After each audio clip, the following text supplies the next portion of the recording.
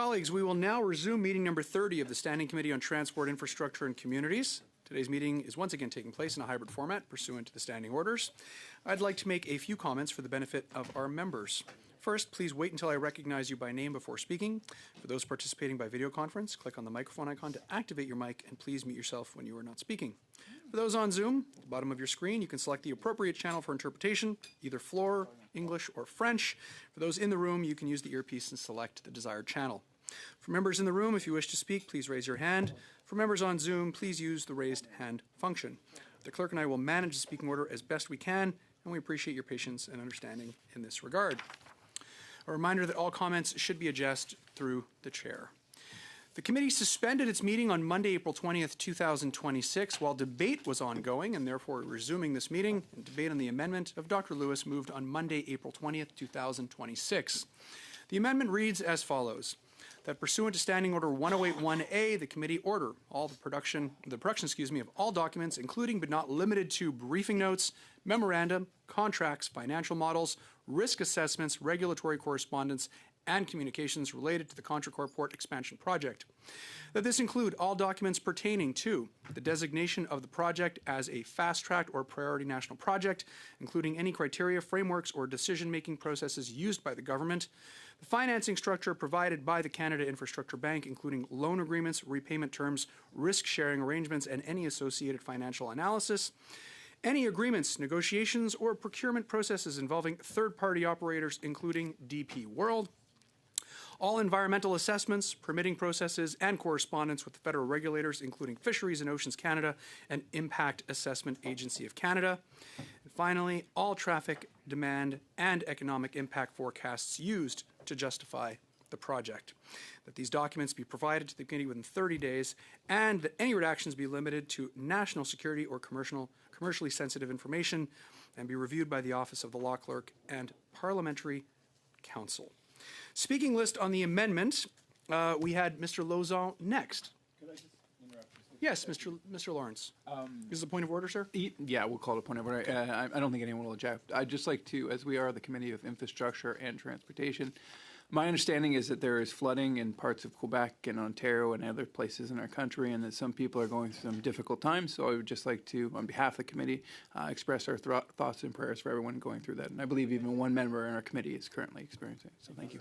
Thank you very much. Well said, Mr. Lawrence. I know that my riding, your riding, and Mr. Lauzon's riding are all being affected by floods right now, and that comment is greatly appreciated. So thank you, sir. Donc, Monsieur Lauzon, la parole est à vous. Mr. Lauzon, you have the floor. Thank you, Chair. Thank you to Phil for his kind words.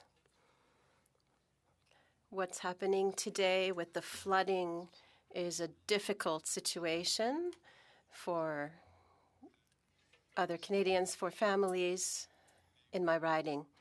And I just want to thank all the volunteers who have been helping, the police services, the municipalities, municipal councillors.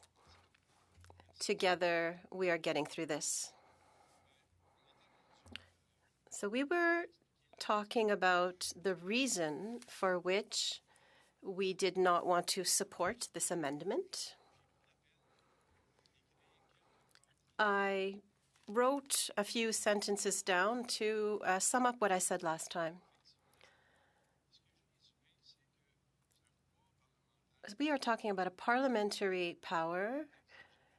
That's not permission to exaggerate. And what we see in this motion and in this amendment to the motion is that when we ask for everything and not something specific, we could say that that is exaggeration. Asking for everything is not the same thing as asking for what is necessary. I don't think it is constructive to ask the impossible. We know how much work that represents. A limitless request becomes an abuse of power. So the request of getting everything within 20 work days, and these are days when workers can work, to get all these documents together it's not serious. Governance should not be confused with culpability. I understand we are politicians, we want our clips, we want to look good in all this, and we're trying to make the government look bad. But governance should not be confused with culpability. So what is a risk? I thought hard about this before I said it today. Making a mistake is not a risk. We want to do our work. We want to know everything about how the Canada Infrastructure Bank will finance things. We want to know how and why. We want to know about what was said internally. I'm happy my colleague Carlos is here to hear me, because he knows that confidentiality is extremely important. In some files, information sharing could compromise things. So I think that in a few minutes, I will let my colleague take the floor. But first, I want to mention that the risk classification, for me, I have done a lot of reading on this, and the risk is not to make a mistake. It's really to give the person a chance to get the project, the possibility of getting financing. This motion is not only asking for information. I spoke about this during our last meeting. This motion is asking for too many things, lots of communication between companies, the administration, and the departments. And so this represents thousands of hours that need to be used and which keep employees from doing other important work. This has come up often. We talk about transparency. I'm looking for transparency here. It's very clear. I'm saying it today on behalf of my colleagues. We are going to vote no. Categorically, the committee needs to ask for relevant things and not everything. We cannot ask for absolutely everything. We can't ask for all the documents. Today, we are here to offer to get transparency. We want the principal actors, the leaders of the infrastructure bank and Contrecoeur. We want to ask them our questions, but this idea was rejected because it wouldn't give members the possibility of getting their clips for social media. I want to be very clear with members across the way today. Never will we accept this amendment. Why? Because we are a responsible government that will protect the interests of our investments, our management, and our institutions that protect fundamental rights based on laws and regulations, and we will protect confidentiality. We want to be an inviting country and not a country that wants to lose investors into Canada. We want a stronger Canada. I want to be very clear. Never will we, on this side, accept this amendment. With that, I'm going to take a step back because my colleague Carlos is here. I will give him the floor, Chair.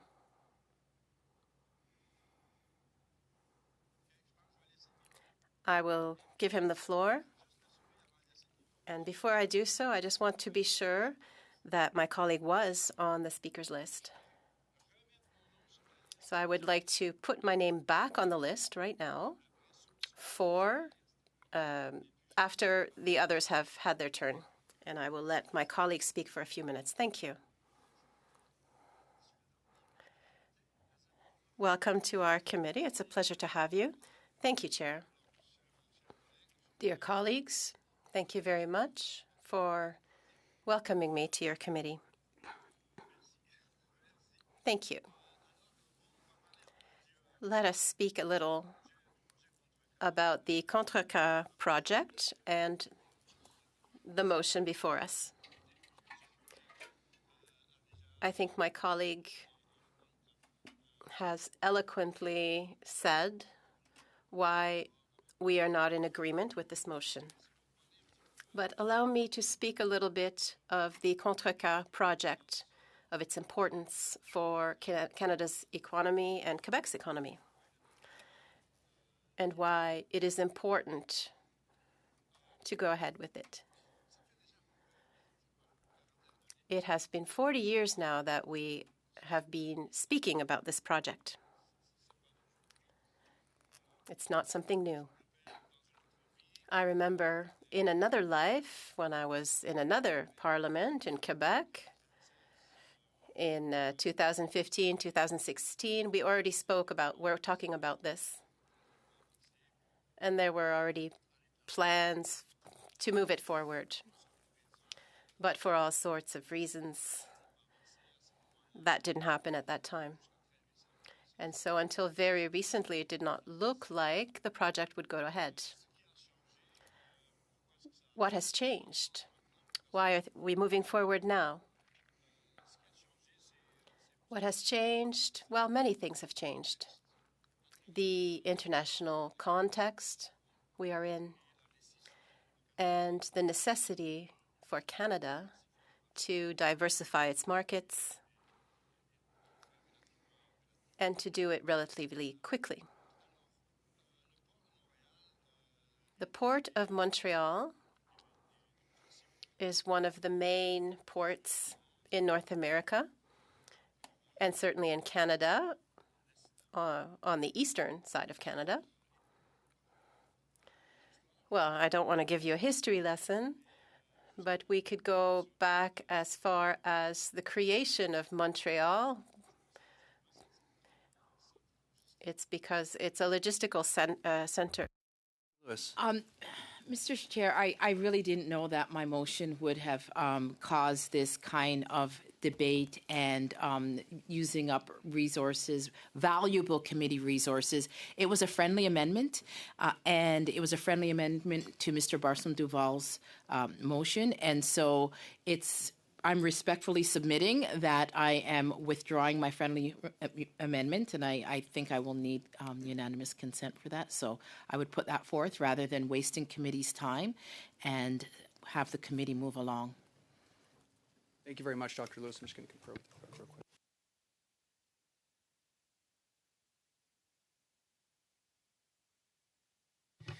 So unfortunately, because that was submitted to the committee for the committee's consideration, it does need unanimous consent. So we're not. Okay. So Do we have unanimous consent? do we have unanimous consent? Yeah. So I'm gonna suspend for a minute so that people can figure out whether or not they would like to support this. The meeting is suspended to the call of the chair.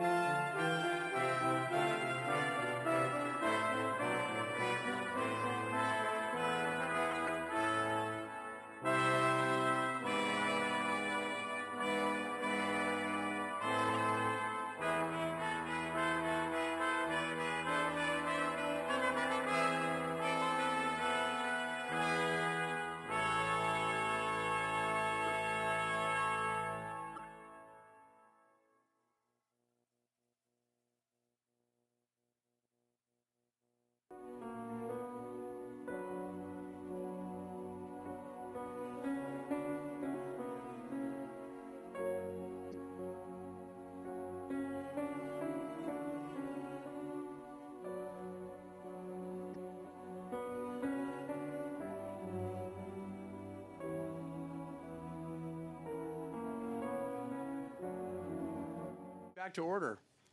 I believe there have been discussions. Colleagues, do we have unanimous consent to remove the friendly amendment proposed by Dr. Lewis?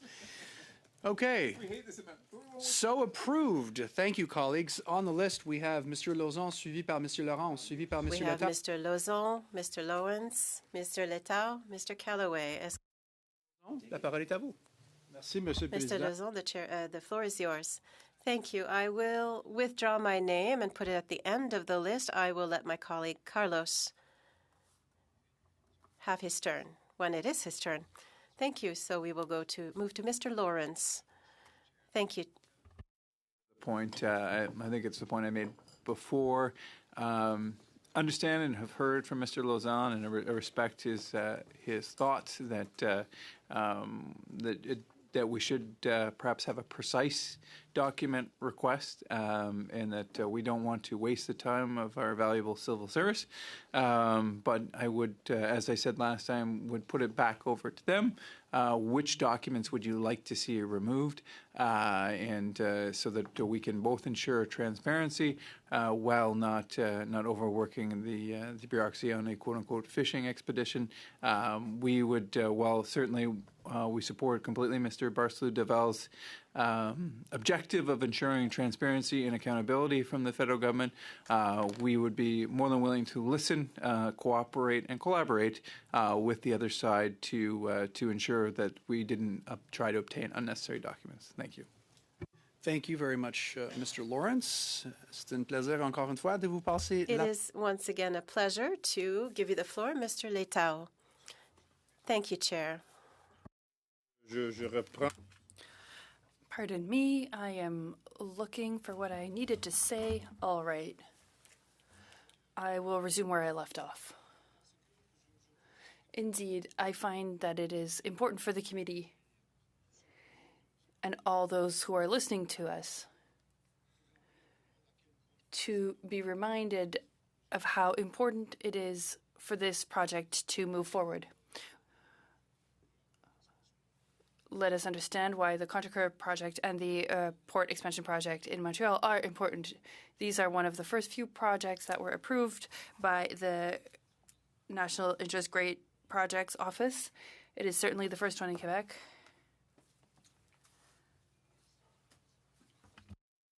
To the actual amendment, which is a very narrow part of the motion, sir. So if they're going to continue to filibuster a amendment, one that we, by the way, offered to remove, then they should actually be speaking directly to the amendment and not to the general motion.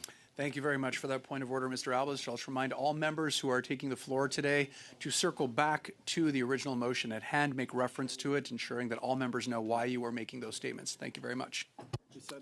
Thank you, Mr. Point d'ordre, Monsieur le Président. Désolé d'être. Point of order, Mr. Chair. I apologize for interrupting my colleague ahead. I can't wait to hear what he has to say. However, my Conservative colleague is mentioning the fact that we need to be speaking to the amendment, the Conservative amendment to my motion. However, it was my understanding that this amendment had been removed by unanimous consent. So just to make sure things are clear, are you able to tell us that the amendment is no longer on the table and that we should be debating the motion? Apologize to the MP opposite. I was operating under mistaken belief. So I just couldn't believe that I thought there was a no from the Liberal side. No, the friendship. No, the friendship group has resumed, Mr. And I Albers, apologize to my colleague Philip Lawrence for. We did receive unanimous consent for that. Okay. So without further ado, je passe la parole encore une fois à Monsieur Without further ado, Mr. Letao, you have the floor. My apologies for the third time. I also have Mr. Iacono, who has a point of order. I'm so sorry to interrupt. Pardon me, Carlos, for interrupting you for the third time. Could you please put me on the list? The speaking list, rather. Thank you. Thank you, Mr. Iacono. Your name has been added to the speaking list. Mr. Letao, you have the floor. Thank you, Mr. Chair. Yes, thank you for reminding us of what we need to be doing. So where was I going with all of this? I truly believe that this motion, as written, would have the effect of delaying this project. I believe that we must move forward as fast as possible. There is a true need here. Why? Because the Montreal Port Authority right now is at capacity. It is very difficult to fathom that we could increase its capacity as things are right now. And as a government, over the next 10 years, we wish to double our exports, our non-US exports, therefore exports to Europe and Asia and South America. In order to be able to do this, that is double our exports to non-US countries, we need to develop the right opportunities, and we need to be able to transport the goods in question. The Port of Montreal is a port of entry for goods and commodities coming to Canada. It's a very busy port, and it is already at capacity, so this expansion is absolutely necessary. That being said, why has it taken so long for us to move forward on this project?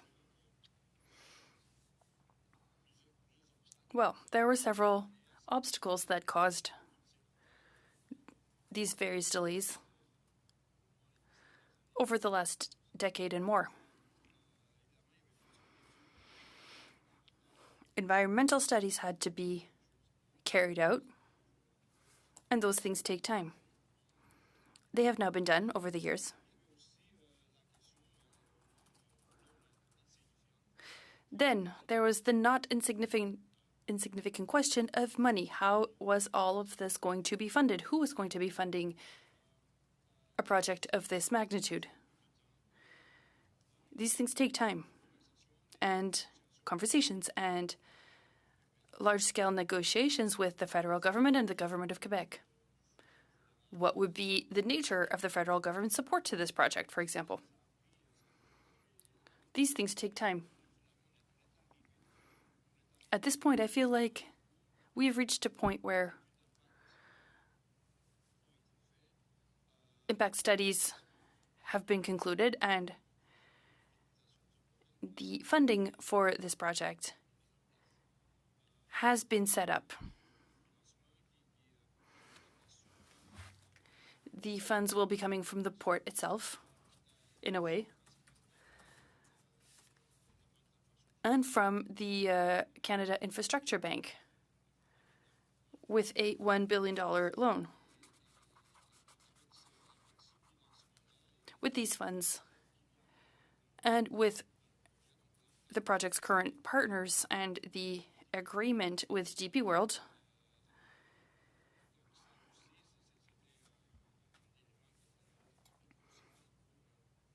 this element was very important for this project to move forward.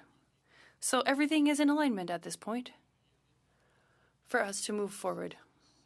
The issue here is that if we delay the project because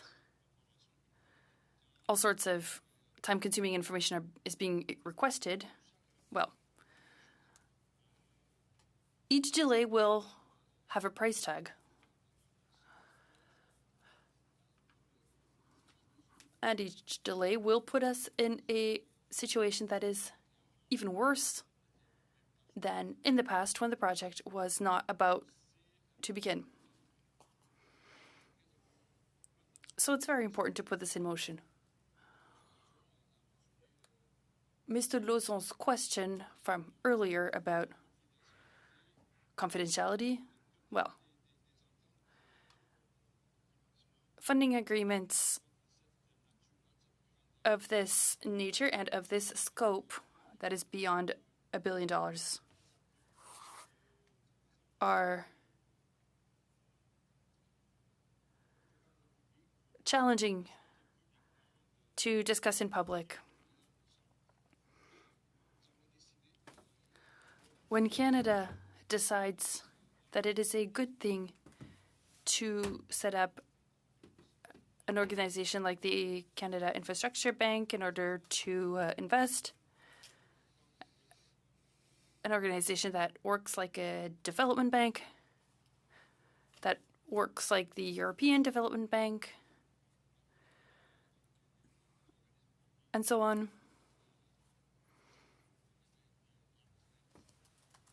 These are arm's length organizations that are detached from the government, but that also have a level of accountability,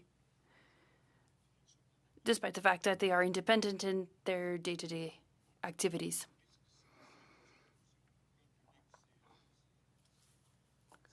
So were these agreements to be publicized, there's a risk, and that publicization goes against the interests of the company, the project, and the country. As I understand it, it had been proposed that senior management from the port and from the CIB be heard in camera, but I don't believe that this was agreed upon.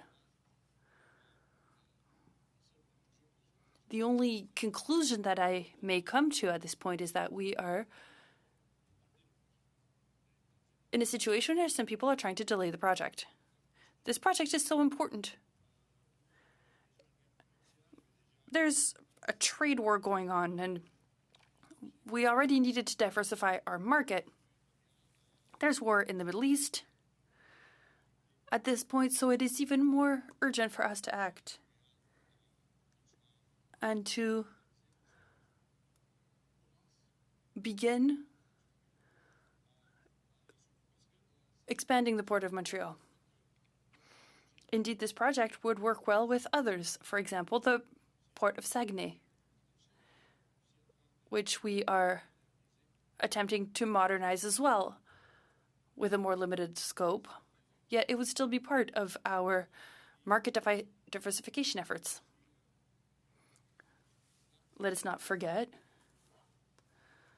that we need to develop, modernize, and improve the Port of Vancouver. Another national interest project on the list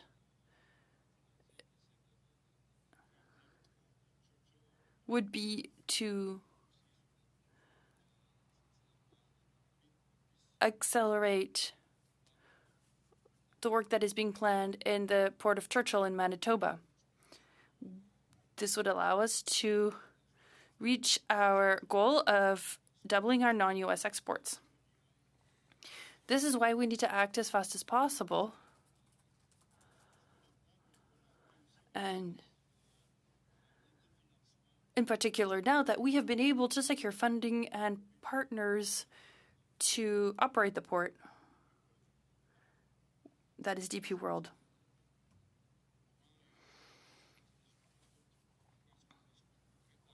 I simply do not understand why we would delay this project.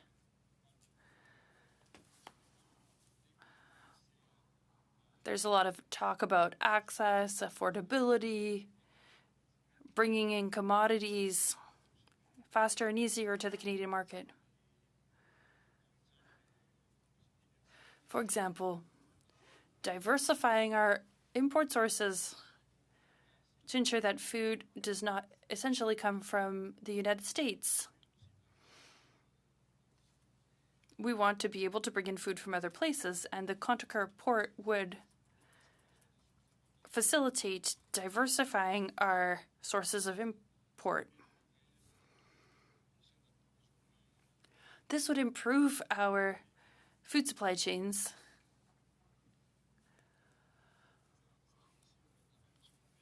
and help decrease the price of groceries. In particular, given the Port of Montreal's strategic location and its connection with the St. Lawrence Seaway. So all these things are interconnected. We need to move forward as fast as possible. One last thought, Mr. Chair, if I may, about funding. You surely noticed, and if you hadn't allowed me to bring it to your attention, the fact that the S&P has confirmed the Port of Montreal's credit score. So this is not as risky as some may believe. Had it been too risky, the AA credit rating of the port would have not been reconfirmed. So I don't believe there is much to be worried about. Those who feared that the Port of Montreal was potentially launching into expensive adventures for the taxpayers, well, that seems to be an exaggeration. The Canada Infrastructure Bank is a federal entity, hence a crown corporation, under the umbrella of Canada's AAA credit rating. So I don't think there's much of an issue to speak about on the money front. It could be a good idea for senior management at the CIB to testify before the committee. That would be fully appropriate. But asking for document production pertaining to confidential documents that would take a long time to collegiate and to prepare, well, that could delay the project, a project that is urgent and important. Quebec only has 2 projects that are on the list of national interest projects. There's the mine in Saint-Michel-des-Champs and the project in Contrecoeur, the graphite mine.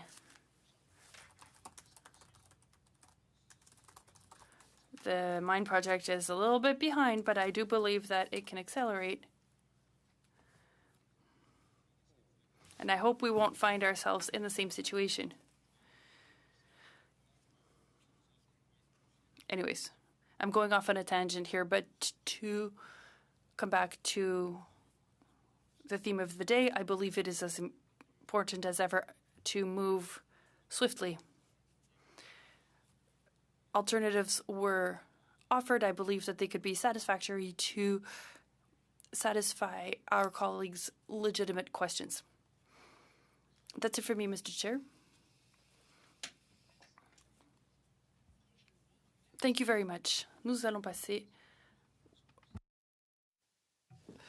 Thank you, Mr. Chair, and welcome to a former finance minister in Quebec. It's important that you're here today, sir, not only a colleague, but having been in a senior position in a Quebec government. Just speaking, I do want to add my thoughts and prayers for those in parts of Quebec and Ontario that are experiencing flooding. Almost 10 years ago, we had a massive flood situation in the Cape Breton Regional Municipality. A lot of homes were destroyed, a lot of businesses, churches were destroyed. The impact that has on people during the event and after the event is quite deep. So my thoughts are with you in Quebec and Ontario, and thank you for all the volunteers that are involved in it. It's your thoughts, my thoughts, and the prayers of people from Cape Breton Island to those in Quebec and Ontario are real, and we're wishing you well. I do want to pick up on a couple of themes. One is around the actual CIB, the Canadian Infrastructure Bank, the importance of what it does and where it's doing some great work. And I don't think quite frankly, the CIB is quite needed now more than ever in terms of the ambitious goals of major projects, as has been stated in a couple of testimonies here. We have large-scale projects across Canada. In particular, we have them in Quebec. And, you know, infrastructure, Mr. Chair, is often described as the backbone to the nation. It is a network of systems, structures, services that allow our economy to function, our communities to thrive. And that's from public transit and clean energy systems to broadband networks and trade corridors. Infrastructure touches every aspect of our daily lives. Yet for many years, Canada has faced a significant infrastructure gap, and a gap between what we had and what we need to support a growing and modern sustainable economy. And I think fundamentally the mission of the CIB is very much focused on projects that will take infrastructure and parlay them to the common good for individuals, people, businesses, and regional economic development and national development. The CIB was established to attract private and institutional investment into public infrastructure projects. And it does represent, no question, a new approach to building Canada.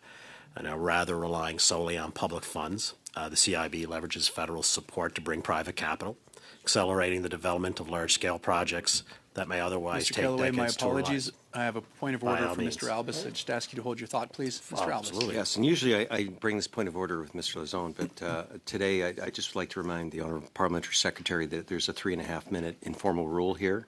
You got to link back every time you're reading to the actual motion every 3.5 minutes. That's a sign of a pro when you're filibustering. So I would just ask you to bring it to relevance, Mr. Chair. Very much, Thank Mr. you. Albus.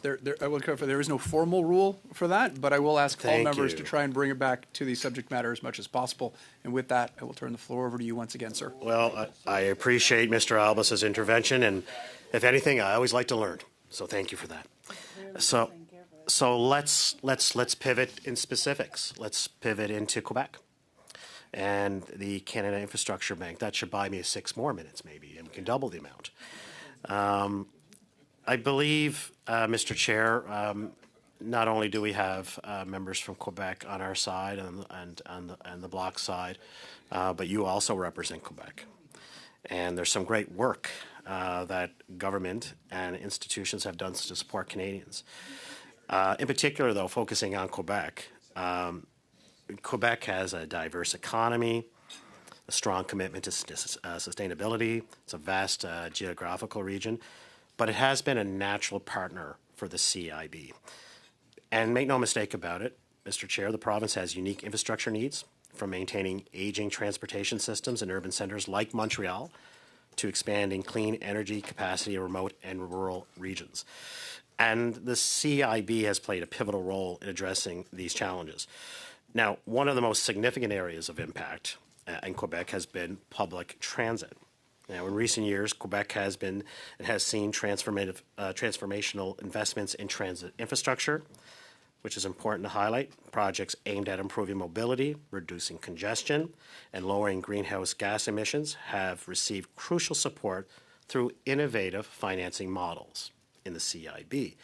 Now, by partnering with provincial authorities, Mr. Chair, and leveraging private investment, the CIB has moved projects that improve the daily lives of commuters while contributing to environmental goals. Efficient public transit is not just about convenience, it's about economic productivity.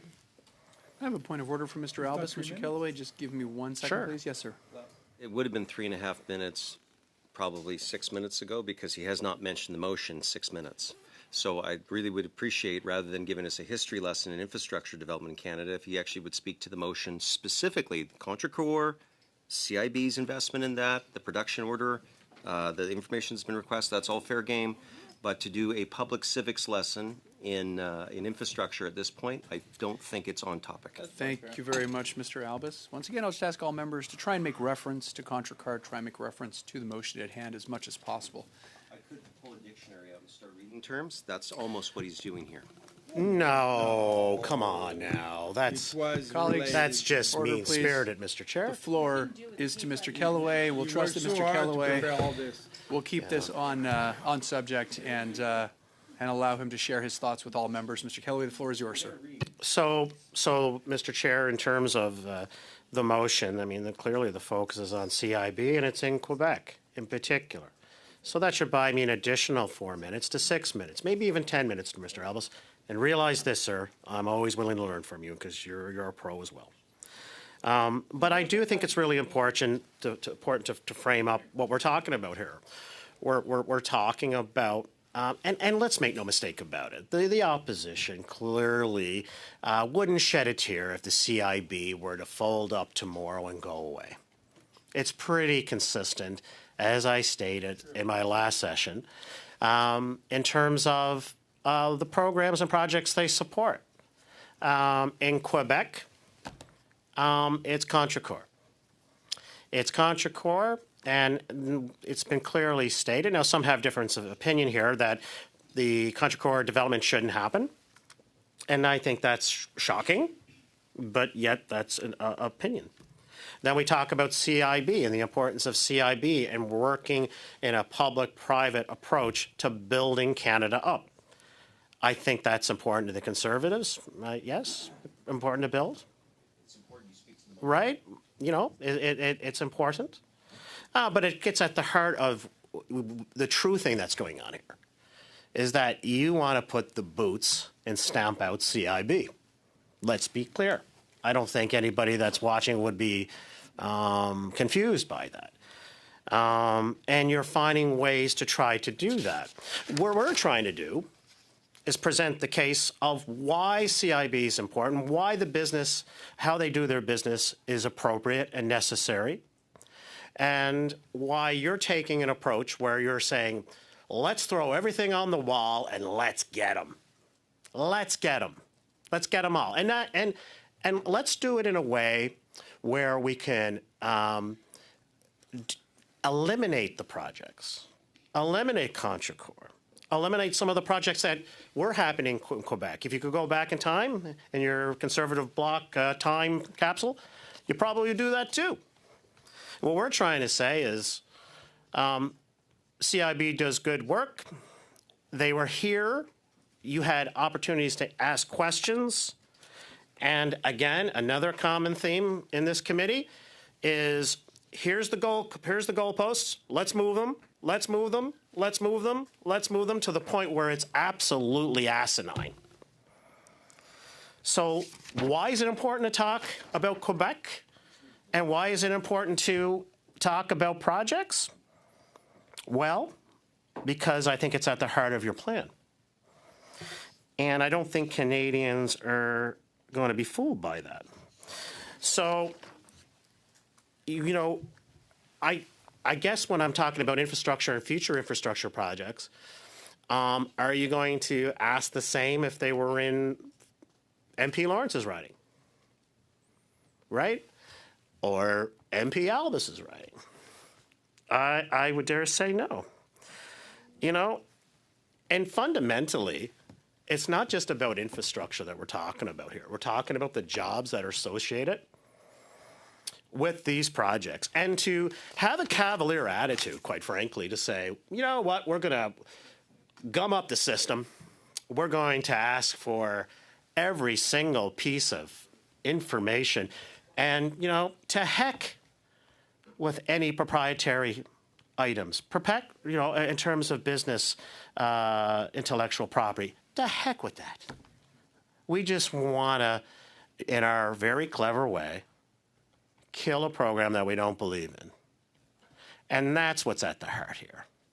And that's why when you look at the authenticity and the sincerity of the motion, I think there is a lot to be said for the sincerity and just actually come out and say what you mean. That you don't believe in the program. You don't care about the program.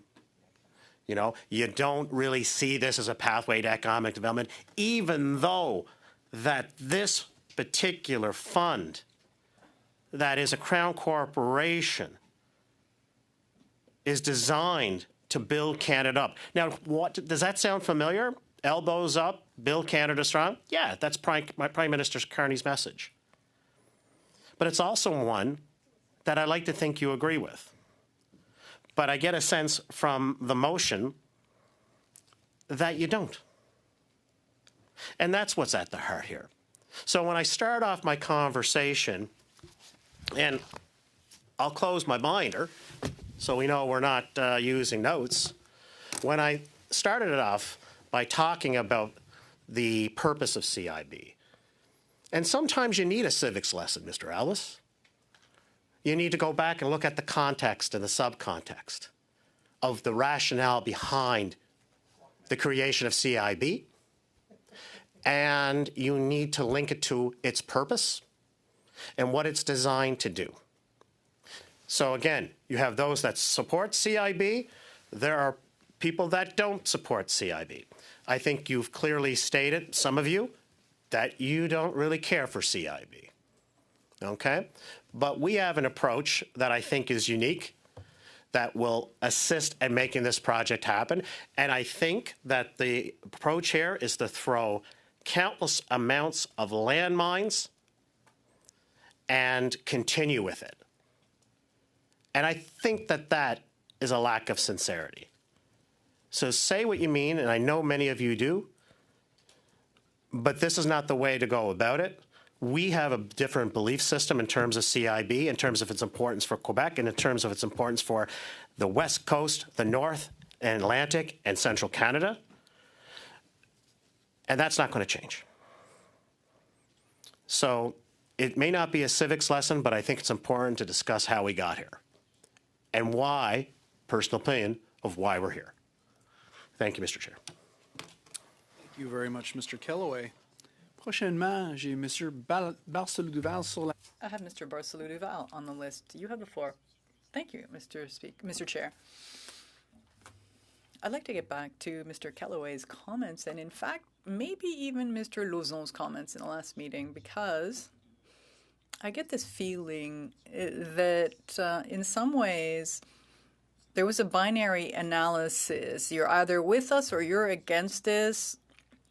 There's no gray zone. You're accusing people of this and of that, of acting in bad faith, of trying to destroy Sink Canada or Quebec or the bank. On that point, yeah, you know, I'm not the most enthusiastic about the existence of this bank. My colleagues across the way may have noticed that. But honestly, on every other point, I'm not sure it was worth the last 2 hours that we spent and this last hour we just spent at this meeting. That said,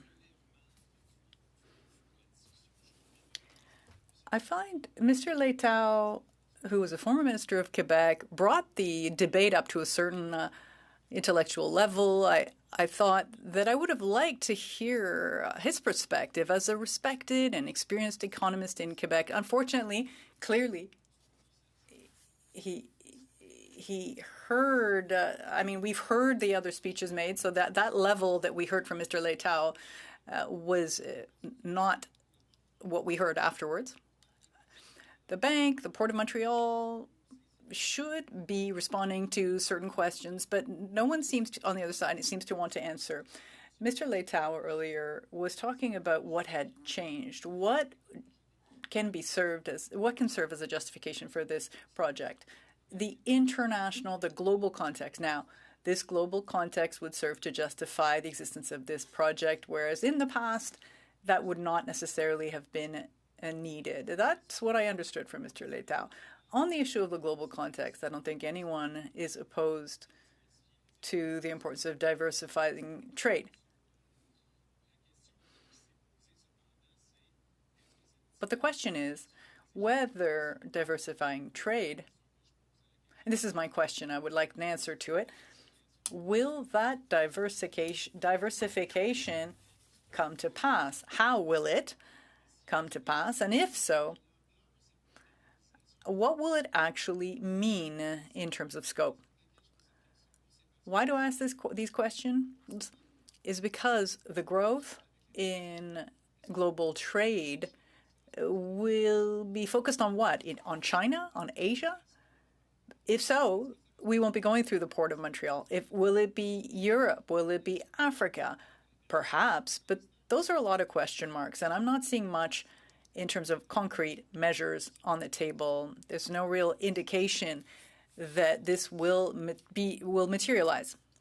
So investments are being made in a preventive way, assuming that these moves we're making today will lead to success. Yes, there are other ports on the East Coast that traffic could go through. No way of knowing whether traffic wouldn't go through St. John's or Halifax or another destination. Well, we just don't have that information. We don't have any clear data. It would be useful to have that clear data.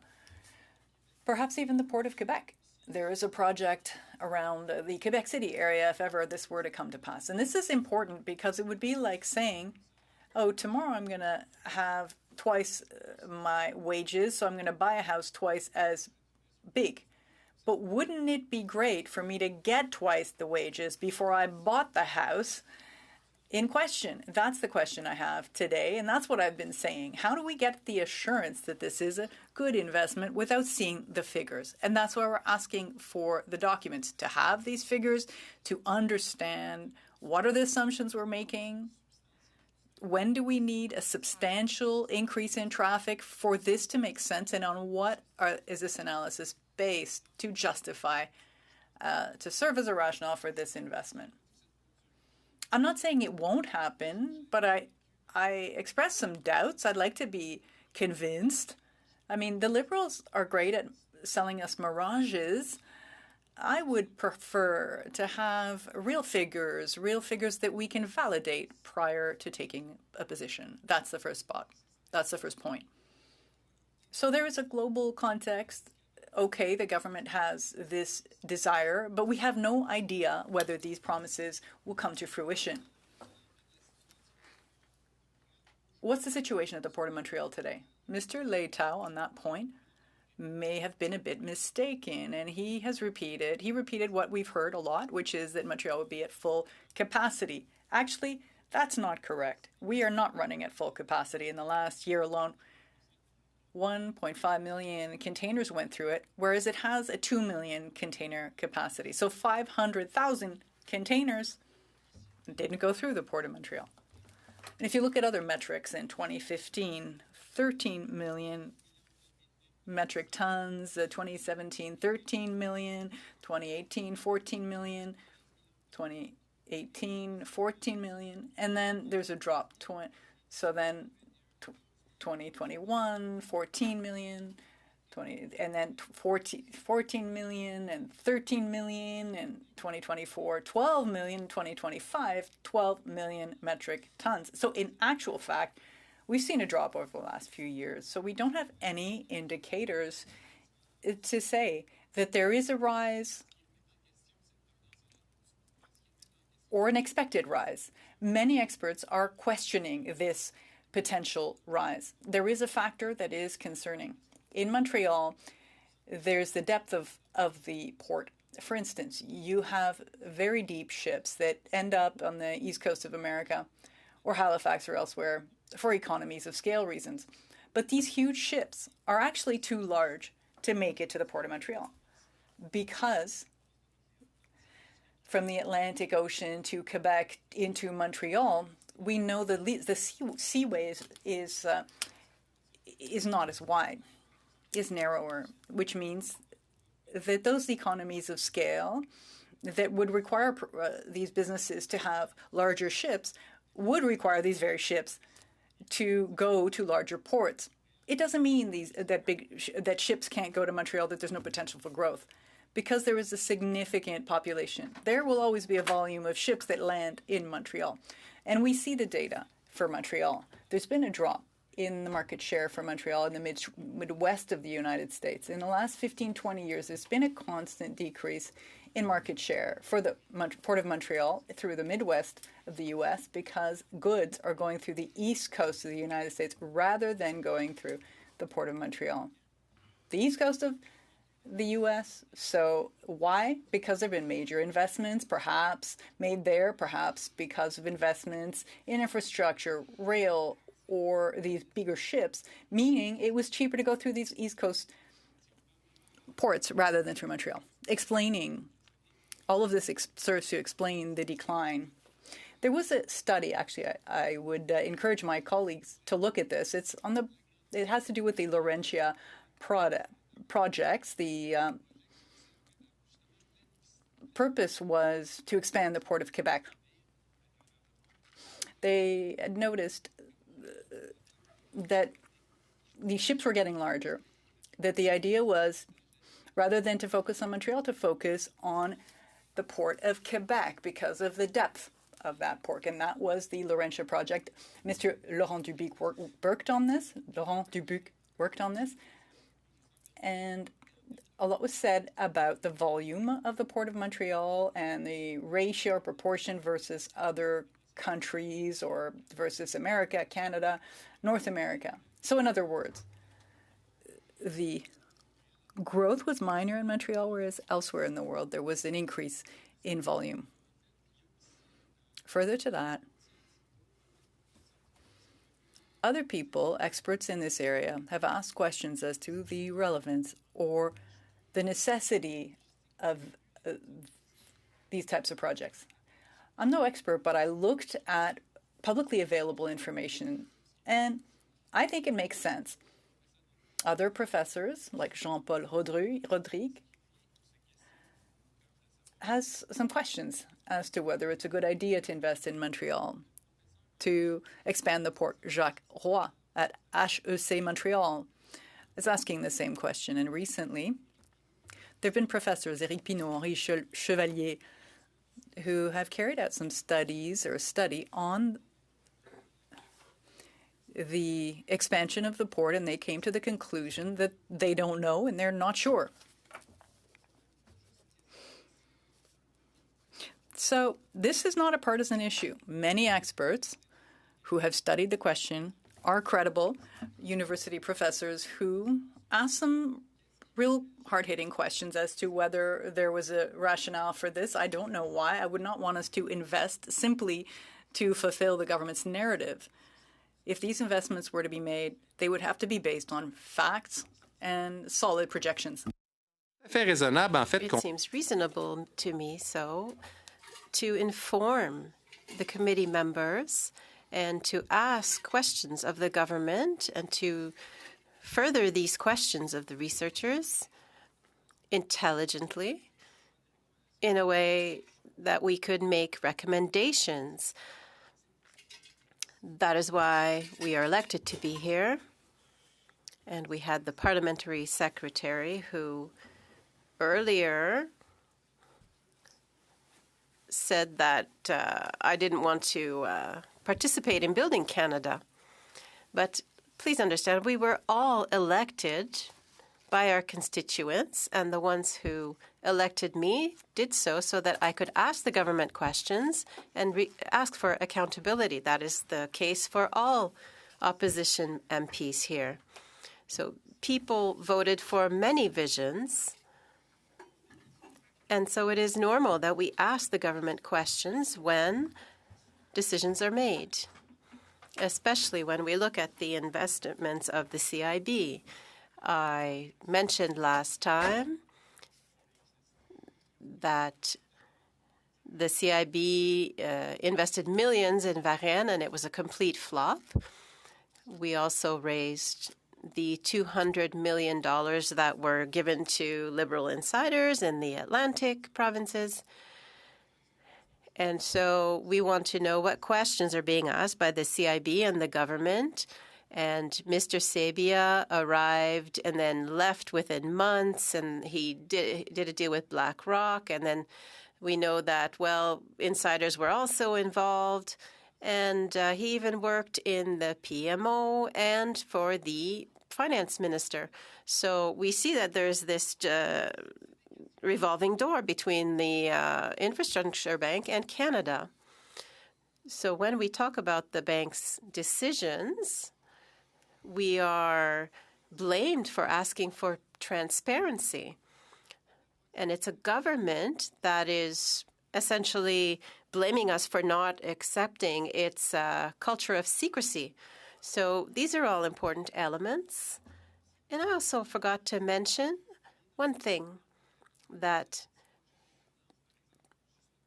marine traffic tendencies are not something that we only see here. We see them internationally. And over the last 20 years, there's been a decline in traffic on the East Coast in favor of the West. And so we don't want to see perhaps the West dominate this. I can't answer this. But I would say it would be interesting to have analysis and trustworthy projections. And the people across the way are just saying, well, just trust us, don't worry about it. But that's not what we are here for. We are here to ask for accountability. So it is not just a question of this being in my riding. It is, and so I am worried about it. But I don't know really the details, and that's why we want these documents.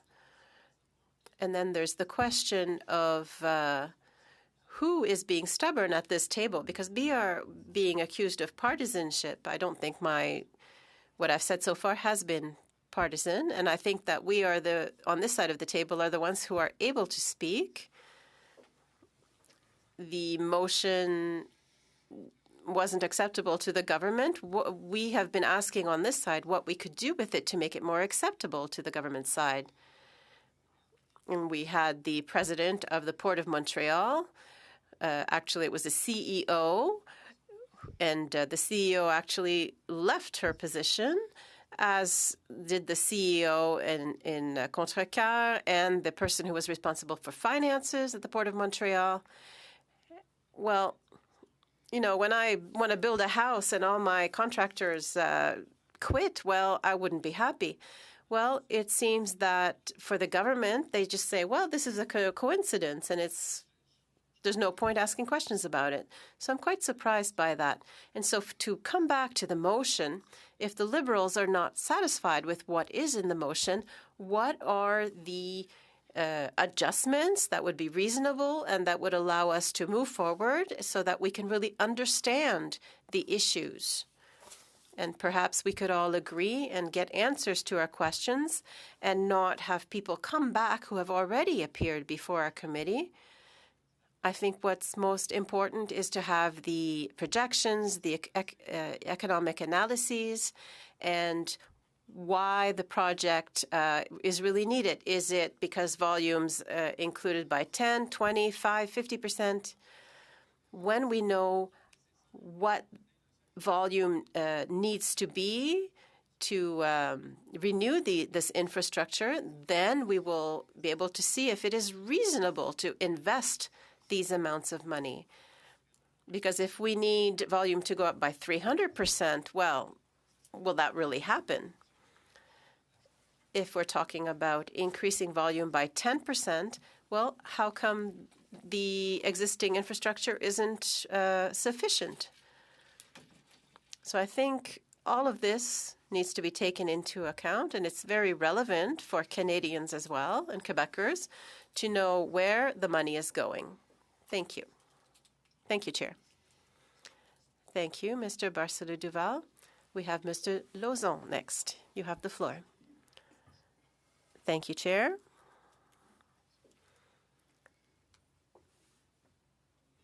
Indeed, we are faced with this motion.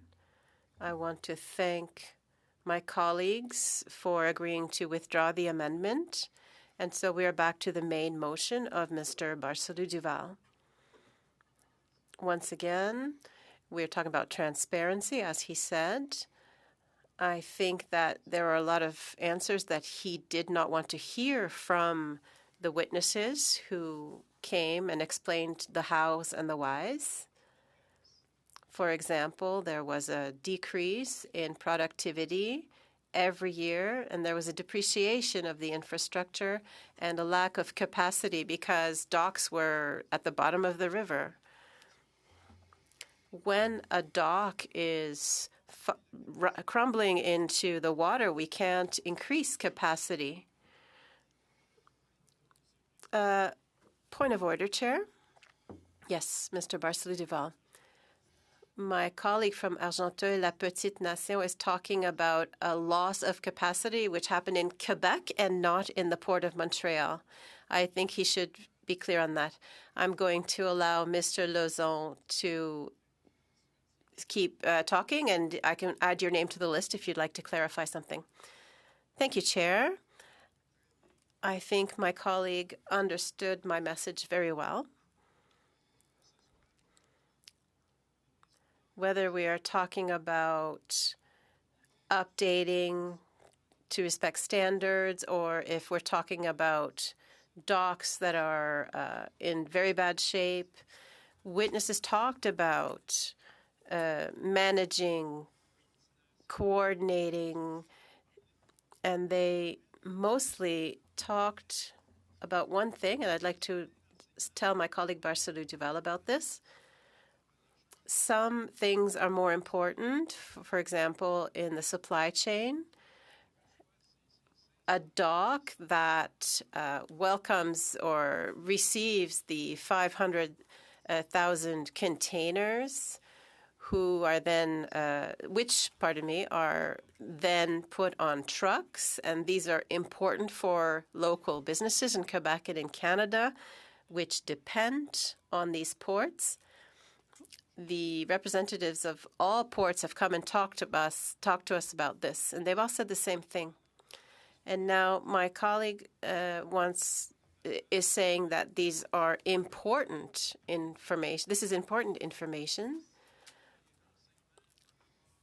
and every information is important. And it's all about a major infrastructure project. And so information is confidential and is very consequential. Contrecoeur is a very important lever for our economy, and it's part of our vision. To answer my colleague, Mr. Barcelou-Duval, whether they like it or not, the Prime Minister has a vision for a strong Canada. The Prime Minister has never seen through so much transition as we have now. We have innovated on collaboration with countries to make our country more prosperous. I'm sure the member across the way likes that, to make Canada more independent from the rest of the world. And I am speaking to all of the committee, but especially to Mr. Barcelou-Duval. Mr. Barcelou-Duval said that we are starting out with an ideology, and he is against the idea of having a Canadian infrastructure bank. I'm happy that he said this in his introduction. It is clear for electors in his riding, it is clear that Mr. Barcelou-Duval said he was against the Canada Infrastructure Bank. Now, from there, we are asking the impossible to try to find information to prove that something we don't want is bad. If we don't want the CIB, it's because we don't want the people in the riding to get excited, the restaurant owners, the business owners. People like me, whether they're mechanics, any trade, all trades will be important, and that represents 4,000 jobs in that riding. If we had that in my riding, I would be so happy tomorrow to have such a project. If we moved it to my riding.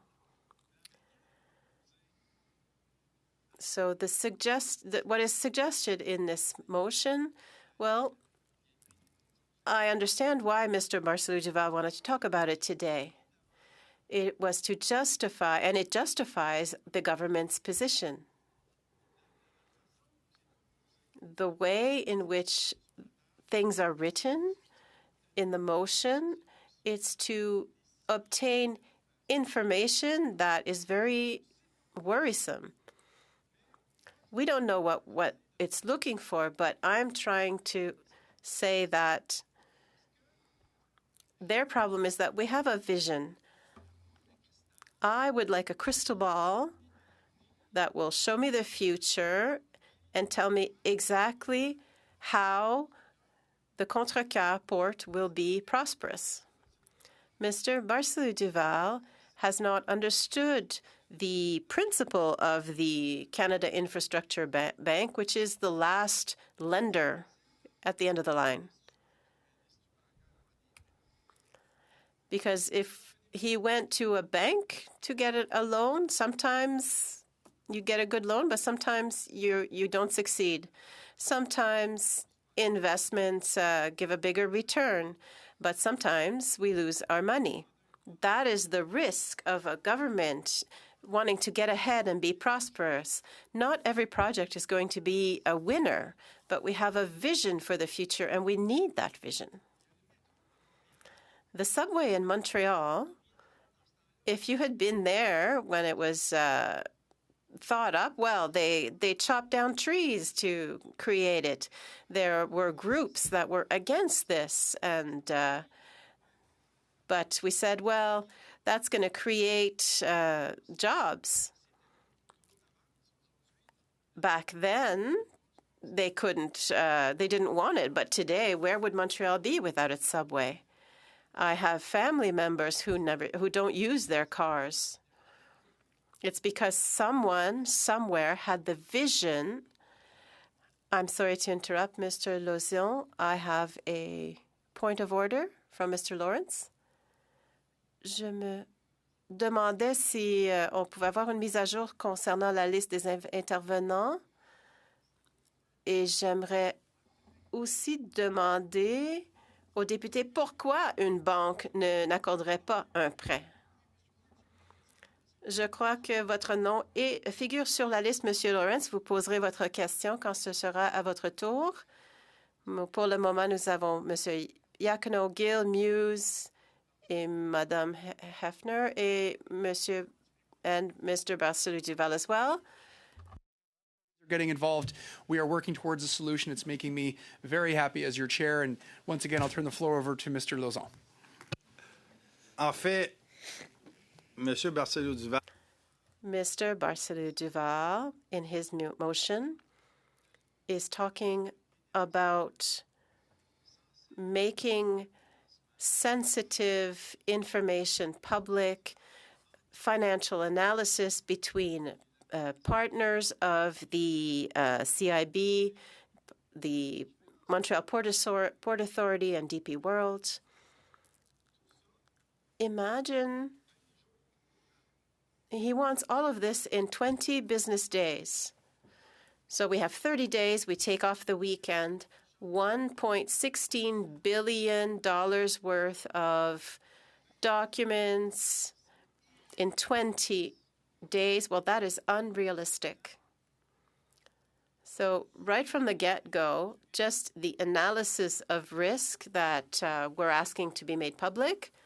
Once again, Mr. Barcelu-Duval does not know what he is talking about when he's talking about making these risk analyses public. Why would a member want to know what the long-term financial strategy is for a prosperous business, and why would this be shared? There's a long-term vision. It's none of our business to look at that. And a little later, I will speak of where this tendency to present such motions comes from. And I will talk to SO 108. And this standing order allows us certain powers, but not abuse of power. And this would not respect business confidentiality. We are talking about financing contracts that are complex. And to make all of these documents, or to request all of these documents in this motion, including the internal risk analysis, detailed financial models, and once again, detailed financial models, be it a small, medium, or large business, that is just very basic. If we're talking about a small organization that helps a business develop, there are standards when people learn about how to manage a business. These are the basic things we learn. Through a business plan and a healthy management, there is a budget plan based on actual facts. And today's facts are that the country is negotiating with different countries to be more independent from our neighbors to the south. And we know that this is because of the tariffs. We are competing with the United States over tariffs. Now, that has something to do with the members' riding. And there's an advantage to use naval services to move steel, wood, etc., and to become more independent. So these are products that merit being analyzed in the long term. But what Mr. Barcelo-Duval is asking is for businesses to reveal their strategy. That is not our business, but the business of the managers and the businesses who make the effort to contribute to this common vision. And so these are very sensitive informations and documents, and they need to be protected. I understand the premise. The motion is firstly stating that, well, we don't want the Infrastructure Bank of Canada. Then, who cares about protected data or sensitive data? We need to know more. The risk being that Canada's contractual position may be compromised. We could jeopardize our relationships with private partners.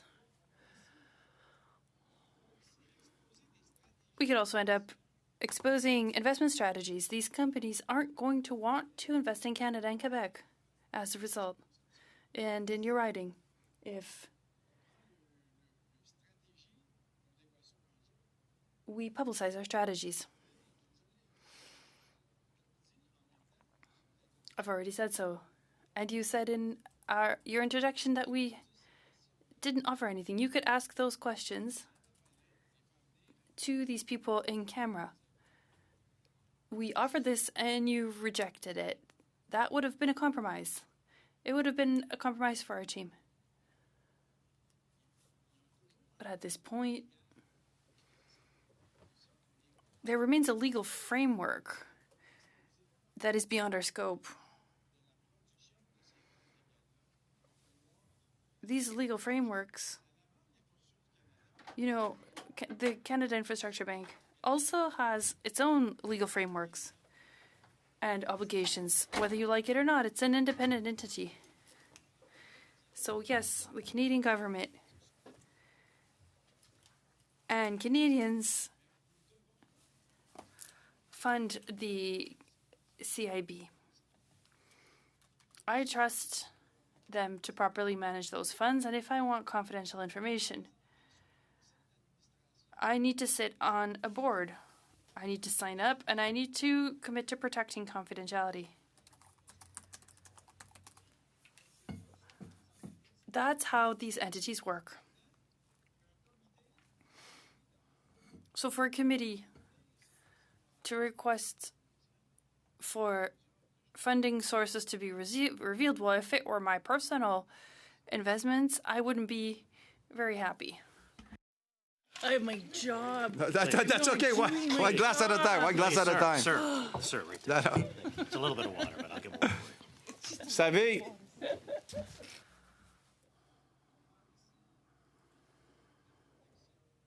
Much is being said at this point about protecting commercially sensitive information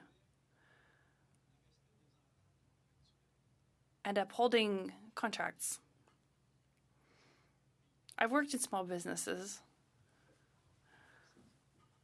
with just 100 employees.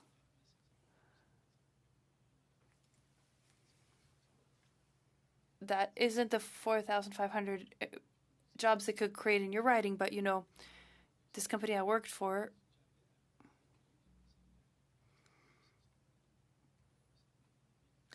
had I revealed information to my employees, it wouldn't have been decision-making information from the board. These aren't things, or for example, employee information entrusted to human resources. There are laws against disclosing these things, and the CIB has its own protection requirements. So this motion, and I'm no legal expert here, but and I'm not denigrating the job of welders here, but this is beyond just welding. It's a lot of work. Families are going to want to settle in the area for many, many years. They will be looking for prosperity. They're going to want to buy a home. So for a young welder who just finished trade school, it's going to be a great opportunity. And this motion is going to promote a violation that is applicable law when it comes to protecting sensitive data. We would be sending an extremely negative message to investors. The CIB isn't just taking taxpayer dollars in order to dilapidate them without really thinking about what goes where, and no white elephants in my writing, please, and thank you. The corner store in your neighborhood opens at 11, closes at 11, and the owner is somebody who took a chance. Mr. Chair, I've worked in chambers of commerce. People take risks every single day. Risk assessment needs to be something that you experience to understand it.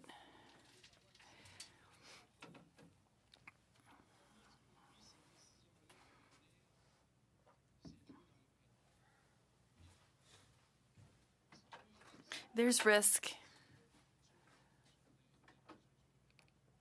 for future infrastructure projects in Canada, and the signal sent to investors rather, needs to be attracting and mobilizing private capital. We've previously heard that these backers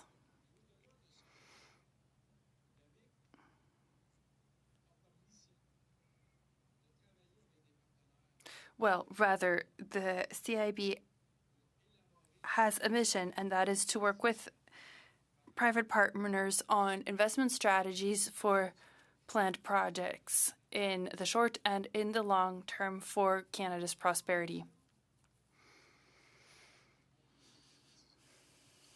We could politicize information, and Mr. Barcelo Duval clearly stated, and I know that Mr. Callaway will agree with me, but Mr. Barcelo Duval stated that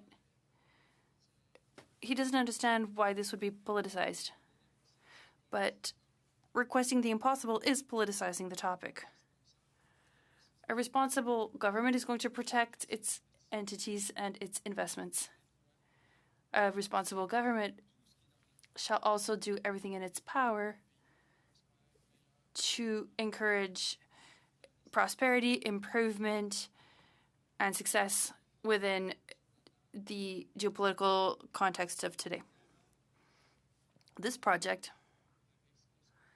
is directly linked with what I am explaining to you. We must not and cannot undermine supplier appetite. Because it has been fostered by our government.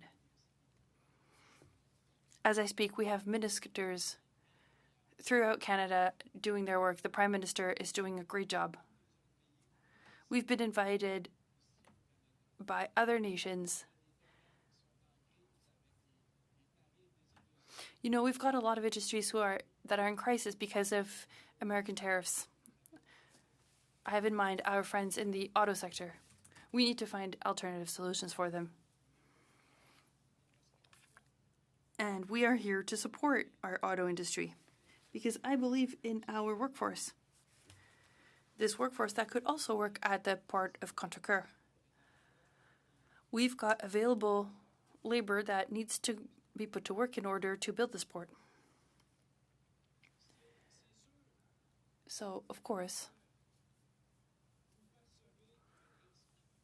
you perceive this as a risk, and I understand that.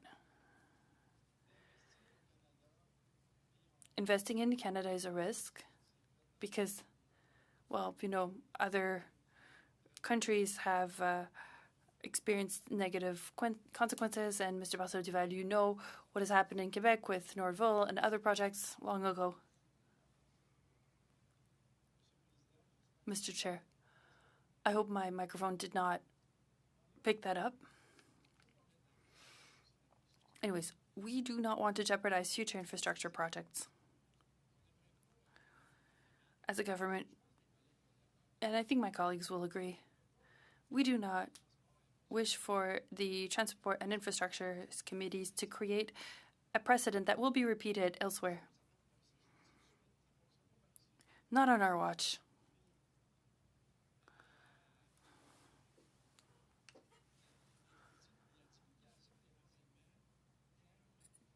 Disclosing contractual information causes financial issues that you as members of parliament would not want publicized in the ethics commissioner's report. You would not want for your own personal information to be publicly disclosed, were it to be in committee or elsewhere.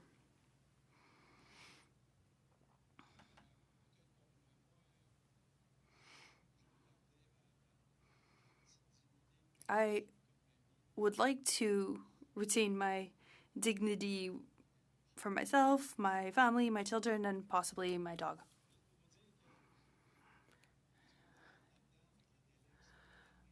The delays, or rather the timelines in this motion, are simply unrealistic. 30 days, Mr. Barcelo Duval. It isn't 30 days. In the public service, in the government, and elsewhere, you know, this leaves us with 20 days once you remove weekends, and given the requested volume, it is simply unfeasible. It isn't just about the volume. The documents actually have to be created, verified, and re-verified. Legal counsel needs to be obtained. Our legal services are extremely in demand these days because there are things going on everywhere in the world. It's going to be the same departments, transport, infrastructure, Prime Minister's office, that will have to get to work on documents that are unrealistic to supply given the volume and the sensitivity of information. The administrative load would become huge. So, beyond what it would cost the public, as you know, when it comes to just this committee, we need interpreters, for whom I have a lot of respect, but we also need analysts, clerks, technicians, and people to take care of us. Catering service that is going to feed us, for example. These people are resources.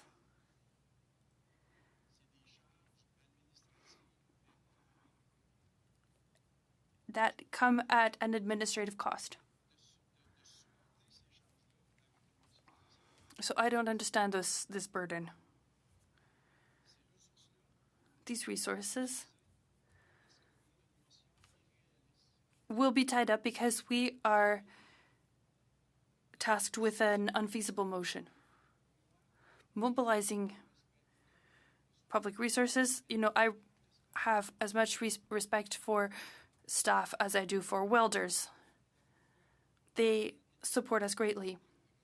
But if we tie them up, our operational priorities are skewed. Each employee who is assigned to work on these documents will not be able to do their usual work.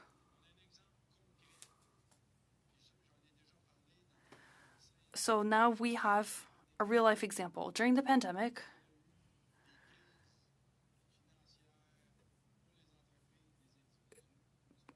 people and companies experienced crises. So we took resources in one department, for example, passports, to use them elsewhere.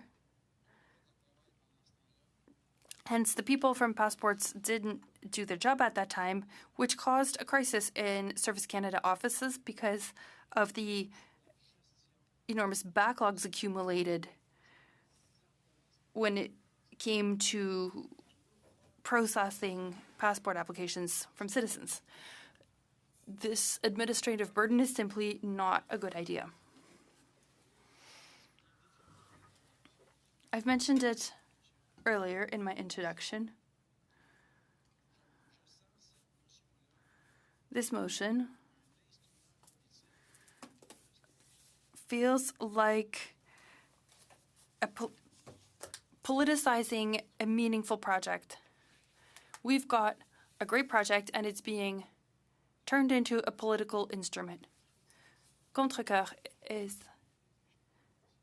critical for commercial exchanges.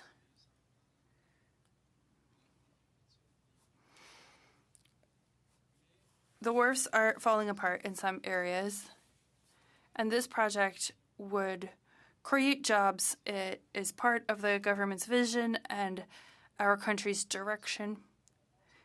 It is going to be good for prosperity.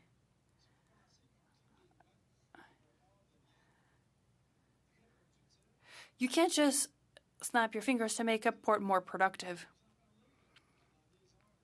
I could talk about it for hours.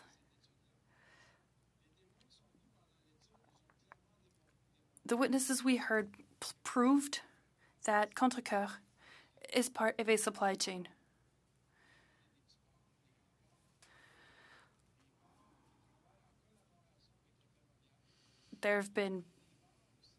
We've talked about small ports, big ports, ports that are connected to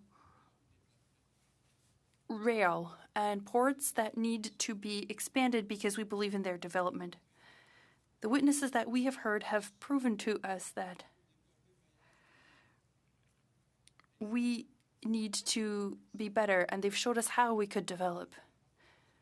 How? In collaboration with the CIB. This motion will transform an economic project and make it into a partisan project. In reality, Contrecoeur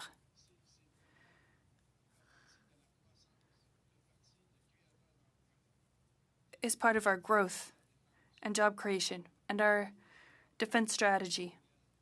It will create jobs in Mirabel.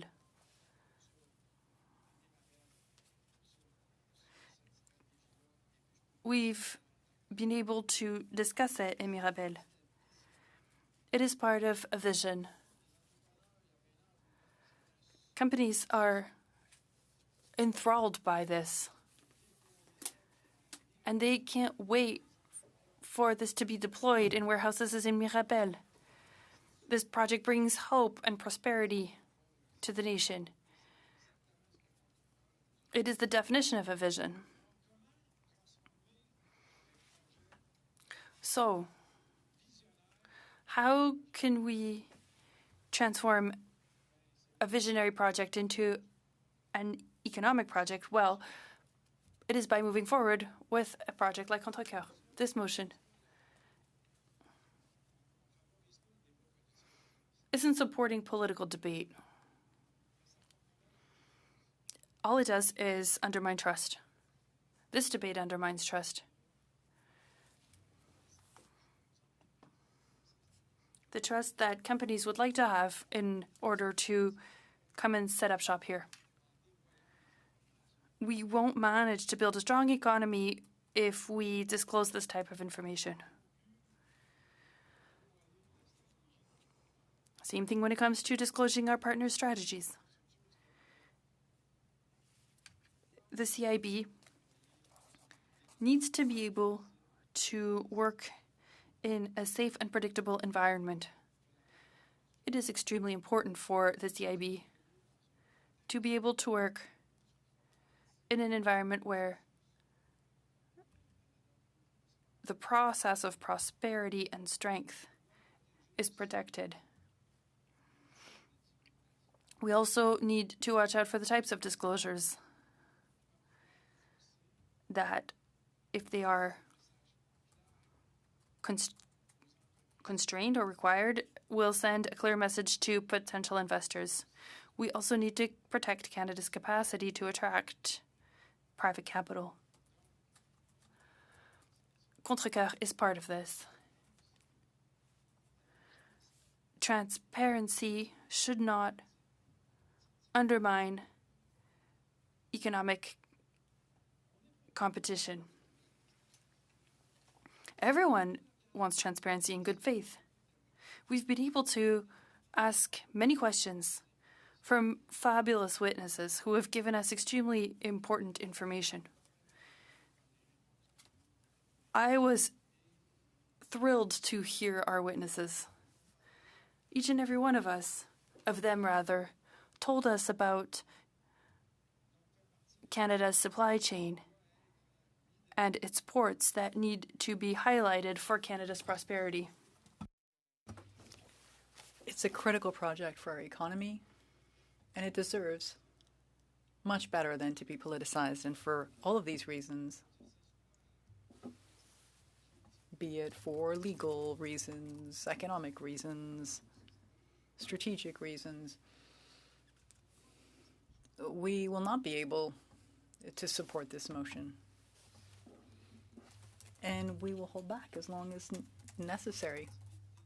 Why? For Canada's credibility, for the confidence of investors, for the benefit of these major projects like Contrecoeur. We need to work together, whether you like it or not, so we can be as independent as possible financially, that we can prosper.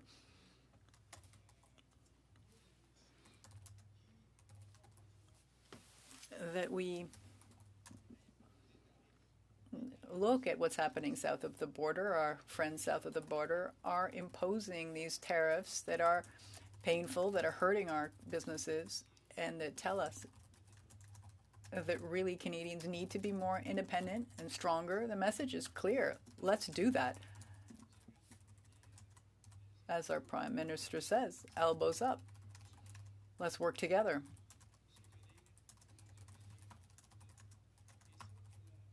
So we can be more independent.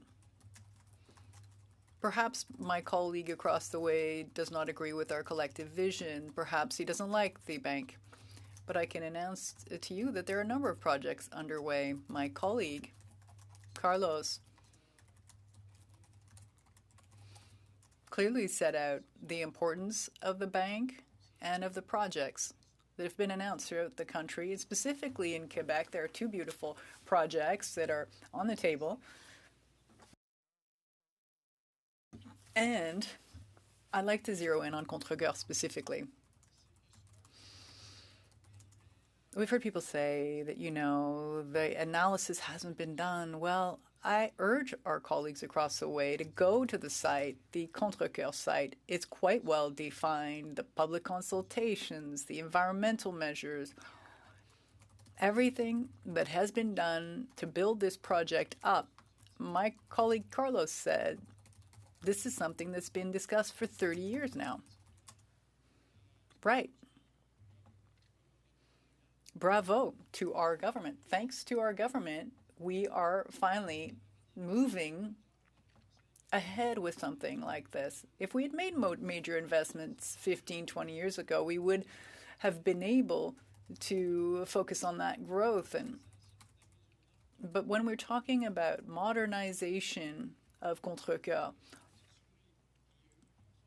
it makes perfect sense. And it's consistent with Canada's environmental standards, today's environmental standards, because things have evolved in that area as well. Protection of waterways, better reduction in greenhouse gas emissions, fewer environmental impacts on shoreline, by the shorelines and also in the water. My colleague was talking about the shoreline. He said, oh, there's no data on the shorelines. And well, you know what? There is data. They have the data. There's greater protection for these natural environments along the St. Lawrence Seaway. Also an assessment of the ecological, environmental impacts, consistent with modern environmental standards. To have my colleagues say one thing, whereas the actual facts refer to university professors, academics, independent individuals who aren't so sure. Well, I can tell you, the witnesses that we did hear during this hearing, the explanations we heard about Contrecoeur, the explanations we heard about all ports throughout the country, gives us a very clear picture of the importance of the ports and of the supply chains. Sure, you could say nothing is perfect, the whole entire ecosystem. Okay, but we need to innovate. We need to move forward. We need to build the port so we can have a more modern port, so we can have this infrastructure at play, so that we can enhance and update aging infrastructure, so that we can really be focused on this over time. You know, some of this infrastructure is at the end of its life cycle. We have very short timelines. We have to build these ports so they're more environmental, they're more effective. We need to update aging infrastructure. And based on what we've heard from the witnesses, it means that we're meeting international standards. We want to speed up our cadence here. We also want to meet international standards for our docks, our ports, so that we can be competitive with other markets. We actually need to be more modern in our maritime transport sector. In the area of oil and gas, there are certain things that are required when you are at the dock, the wharf. We need to make sure we have the facilities we need when ships are at the port so that we can... Apologies, Mr. Lauzon, you can take a sip. Mr. Albas.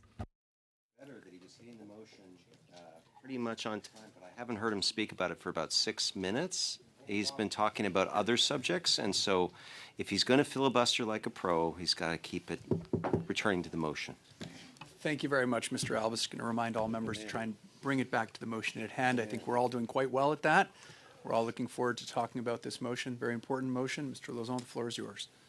Oui, à propos de la motion. Yes, about the motion, Mr. Speaker. Just for the information of Mr. Albas, perhaps he could put his earpiece on, because the last sentence I said had a direct link with the aging infrastructure at the port of Contrecoeur. So that's directly what I was talking about. What I was actually saying, Mr. Albas, and I do want to say this in French, Mr. Albus, what we want is to improve the port's resilience. I do know what he's talking about, by the way. Is this truly a point of order, Mr.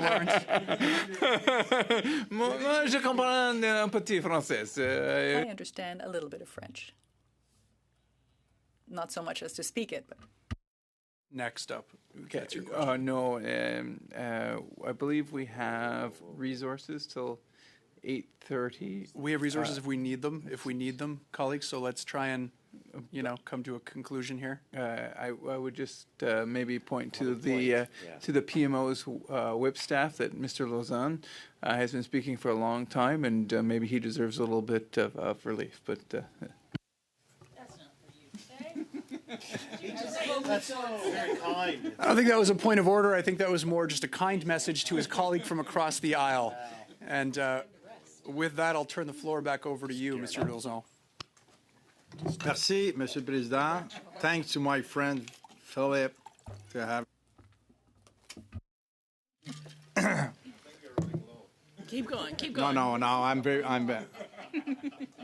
I'm getting in right now. Point d'ordre, Monsieur le Président.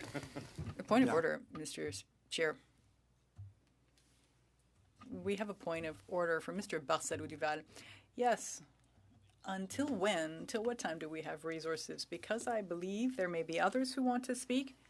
I would like to know what our plans are. Because if we want to give an opportunity to others, I think maybe Mr. Lauzon could conclude, and who knows? There could be an end in sight. It would be difficult to have an end in sight if others who want to speak don't get a chance to speak, and we continue to have these discussions. Thank you, Mr. Barcelo-Duval.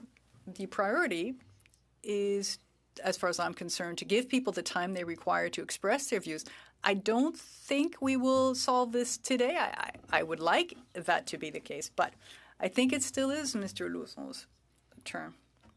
Yes, actually, Mr. Chair, in response to my colleague, Mr. Barcelo-Duval, I specifically set out my focus earlier. We removed the amendments to the motion. I came back to say that, yes, I am still on track with the same comments in the motion. I wanted everyone to get an opportunity to speak to this. I gave Mr. Carlos an opportunity also so that you could have your names on the list. You spoke. You had an opportunity to speak. Here I am at the beginning of my argument, and I would like to conclude. I'd like to continue, rather, my comments. Mr. Chair, I was referring to the importance of updating aging infrastructure at the Contrecoeur port. That's exactly what I was focusing on. I told you about the importance of adapting and the importance of international standards and the importance of strengthening resilience in our infrastructure.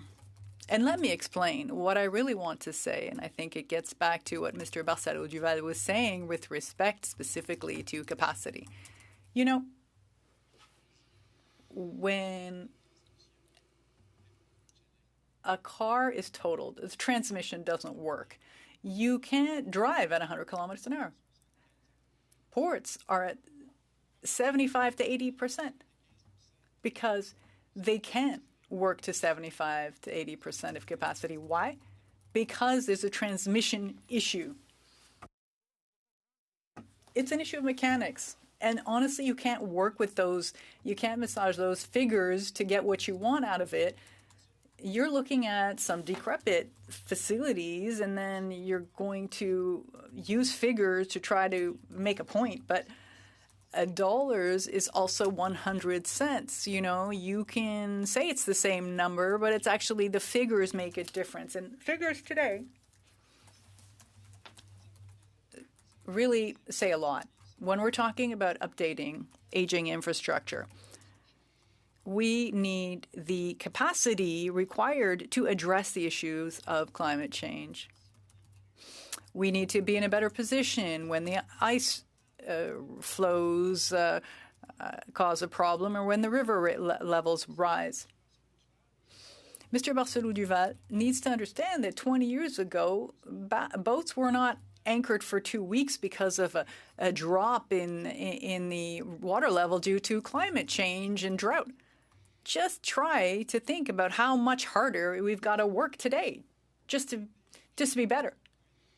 Can I make my own point of order, Mr. Chair? Look, you have to consider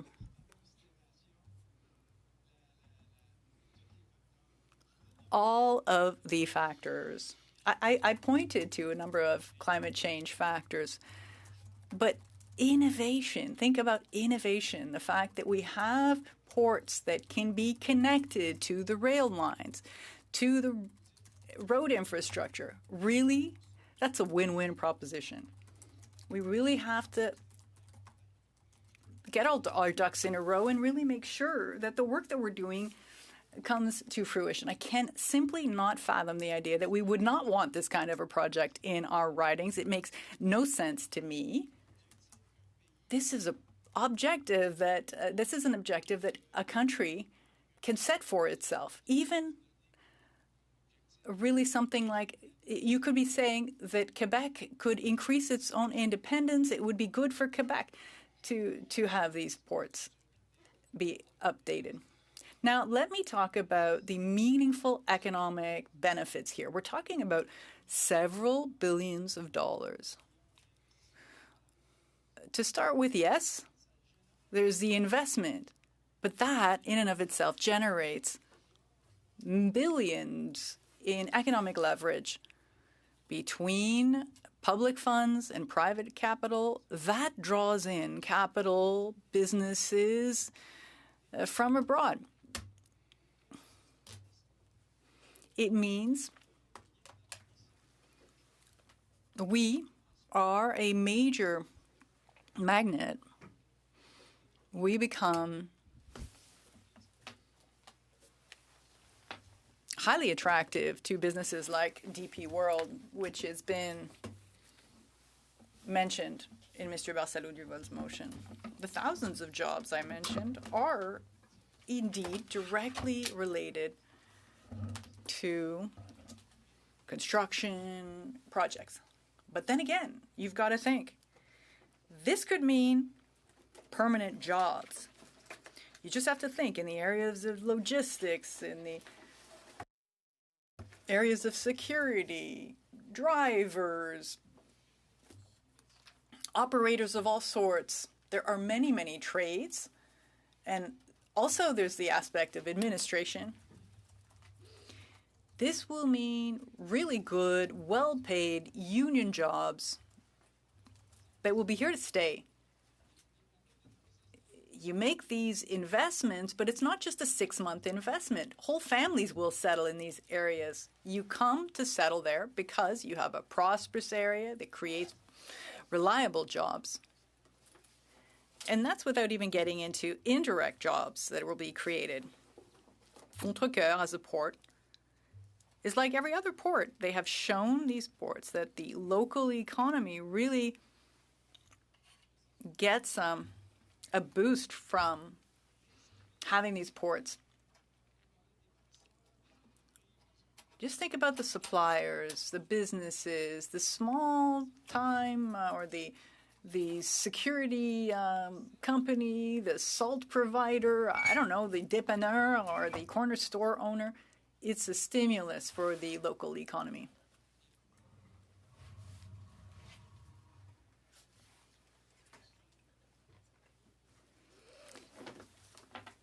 Just think about what this means for the Montérégie and all the regions, all the neighboring regions. It would be a real privilege to carry this flag, what it would mean for local businesses.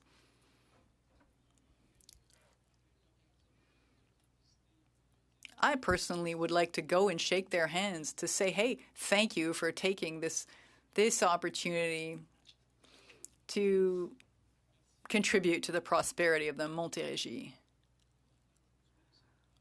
But what we're hearing is, oh no, we don't want this. That's what we're hearing across the way.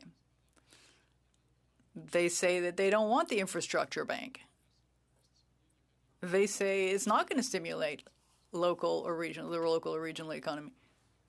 The major benefits for these regions, the Montérégie and other neighboring regions, are as important to me as they are for the rest of Quebec and the rest of Canada. We think of the country as a whole, how to make the country stronger, wealthier in infrastructure and independence. It's really important to build that economy. Proud to be Canadian. Les entreprises locales. Opportunities for local businesses. That would be better in English, says Mr. Barsalou Duval. No, I am very proud of my Canada. Opportunities for local businesses, as I was saying. You know, businesses that find themselves in the area where we were talking about universities or major businesses that settle in these regions. Look at the Innovation Center that we visited recently. That's just an incredible center. Everything that crops up around it is incredible. What we experienced in Mirabel, it's a dream. It's a dream for businesses to come and settle there. To have a business, a neighbor that really supports our business through its resources and does all of this work to further our own business. A prosperous business does not do it as a standalone business. It really works within an ecosystem. And what matters is to understand is that it's not so much how you manage this business, it's about who's around you. Avec la Banque d'Infrastructure du Canada. Now, in this case, it's with the CIB, it's with the government, and this is how we manage to stimulate local and regional economies.